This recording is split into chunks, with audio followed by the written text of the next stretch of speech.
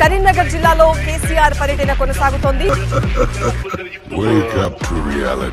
కేసీఆర్ ప్రభుత్వం 9.5 సంవత్సరాల నుంచి వెళ్ళి ఎలాంటి హామీలు ఇచ్చిండు కానీ ఏ హామీ మాకైతే చెందలేదు. అన్నిటికీ మాకు అడ్డం పడకుండా వరే వేయద్దు అని అన్నాడు. వరేస్తే ఊరే అని అన్నాడు. ఇలా రైతుల పక్షాన దొంగ మీటింగులు పెట్టుకుంటా దొంగ కథలు చేసుకుంటా ఎట్లా ఓడిపోయిండు? ఇవన్నీ ఇచ్చిన హామీలు నెరవేర్చకనే కదా కొంతమంది అమరవీరులు అయిపోయారు. వాళ్ళకేమన్నా చేసిండా? కొంతమంది రైతులు వేరు వాళ్ళకి ఎవరికన్నా పైసలు ఇచ్చిండా? ఉన్నోనికే ఇచ్చిండు కానీ లేనోనికి ఎవరికన్నా ఇచ్చిండా? ఇవ్వనికి ఇయ్యలేదు. పదవి దిగిపోయిన తర్వాత లేనోడు కనిపిస్తాడు. 10 సార్లు నేను కంప్లైంట్ చేస్తే కూడా నాకు కాలేదు. అది బండి సంజయ్ ఉన్నాడు, మన రైతుల కోసం కొట్లాడినోడు బండి సంజయ్, ధర్నాలు చేసినోడు బండి సంజయ్ తొండి సంజయ్ అన్నావు. నువ్వు ఒక దొంగవు. నువ్వు సాటు మార్గంగా మీటింగ్లు పెట్టుకుంటా దొంగ మీటింగ్లు పెట్టుకుంటా నేను ఇలా ఆదుకుంటానంటాను. ఏం ఆదుకుంటావు? నువ్వు నీకు నువ్వే ఆదుకోలేకపోతున్నావు. ఇప్పుడు నీ పరిస్థితి ఎట్లున్నదో ఒకసారి ఆలోచించు.